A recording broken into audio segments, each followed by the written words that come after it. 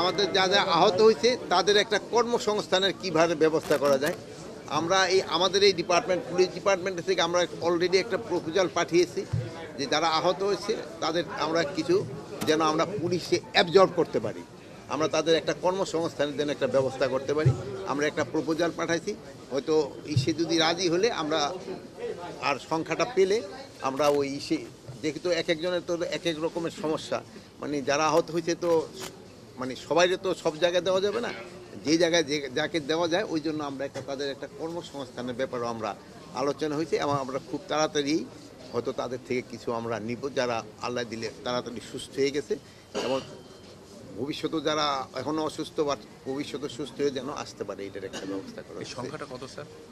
আমরা আপাতত আমরা 100 দিয়ে শুরু করতেছি, পরে হয়তো এই সংখ্যাটা আস্তে আস্তে বাড়াবো, যেটা আপনার প্রথম অবস্থায় তো এত পাওয়া তো সম্ভব হবে।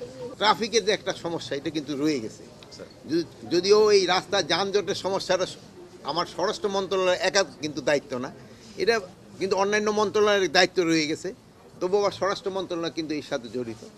এই জন্য আমরা কিন্তু প্রায় 1000 ছাত্রদের আমরা এই ট্রাফিক নিয়োগের জন্য আমরা একটা প্রপোজাল পাঠিয়েছি। আমরা এই পর্যন্ত 400 জনের মতো নিয়েছি।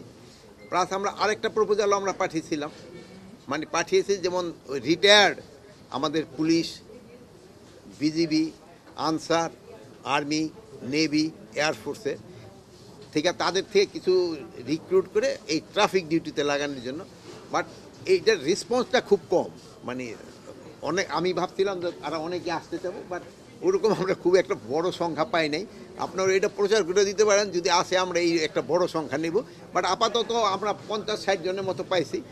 আমরা পাইলে হয়তো আমরা চেয়েছিলাম যে অন্তত 500 জন দিয়ে প্রথম শুরু করি এই ট্রাফিকে, বাট এই সংখ্যাটা পাওয়া যায় না।